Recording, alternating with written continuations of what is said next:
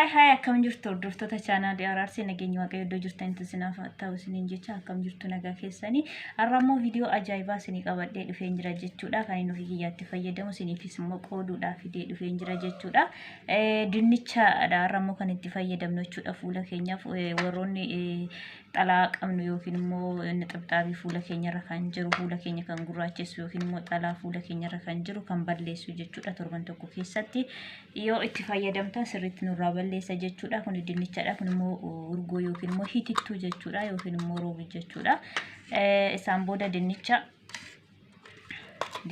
irraa quncifna jechuudha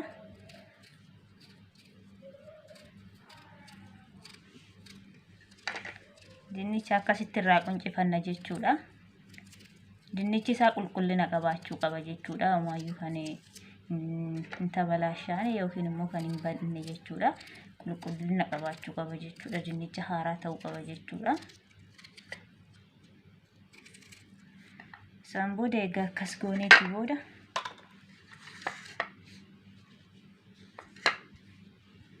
isaan booda hin faqaffaqna jechuudha faqaadhaani kan ittiin dinnicha kaarootii naannoo ittiin faqaffaqannu asitti faqaffaqna jechuudha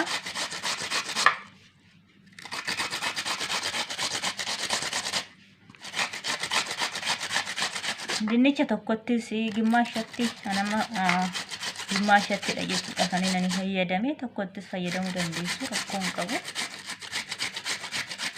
egaa akkasitti faqaffaqxaniitii booda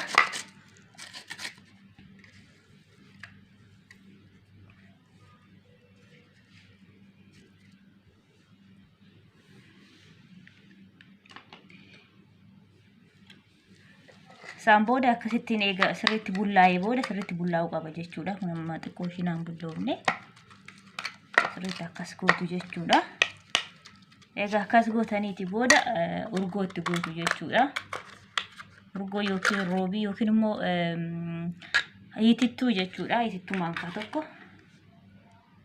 maankaa tokkotti gootu jechuudha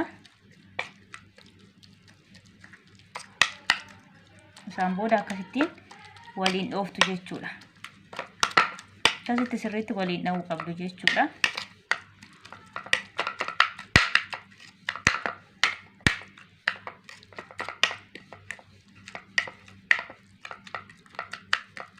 akkasitti daqiiqaa muraasaaf sirriitti waliin dhooftu jechuudha chaanaalii kiyya warri haaraa taatan subscribe gochuudhaan maatii kiyya ta'uu dandeessu amma dhumaatti nu wajjiniin tura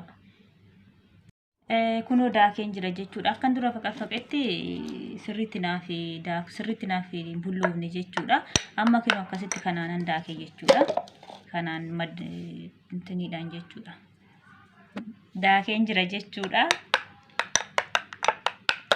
isaan booda akkasittiin eega kanatti daakkanneeti booda maashinaan eega daakkanneeti booda kanaan jechuudha asitti naqnee eega daakkanneeti booda namatti daakeen dhufe jechuudha ta'usin fuulduratti waan hin daanneef dhiifama kun dinnichaa fi urgoo akkuma dura isinitti agarsiise waliin makee kunoo akkasitti bullaa'ee jira jechuudha amma akkasittiin eega sirriitti daaknee booda sirriitti akkasitti waliin dha'uu qabdu jechuudha akkuma dura isinitti agarsiise dinnichaa fi urgoo bichaa qaba wanti tokko wanti itti dabalamillee hin jiru jechuudha dinnichaa fi urgoo bichaadha yookiin immoo hitittuu yookiin immoo roobii biyya arabaa jirtan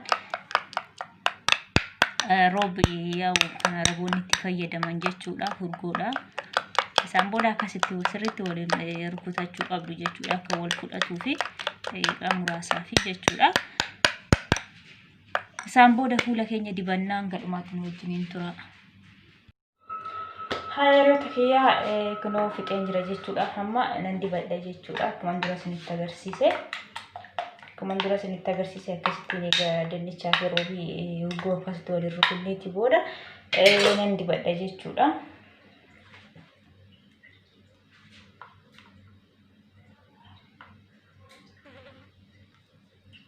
daqiiqaa 5 ofirra tursuu qabna jechuudha kun sirriitti fuula keenya nu qulleessa jechuudha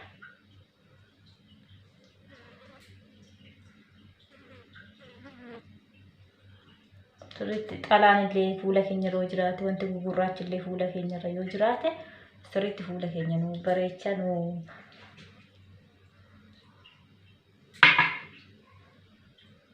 nurraa qulleessaa jechuudha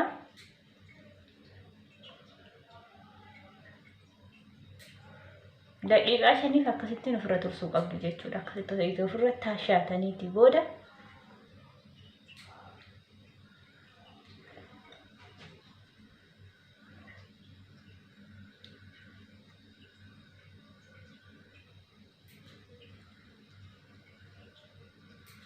sirriitti ofirratti dibuu qabdu jechuudha.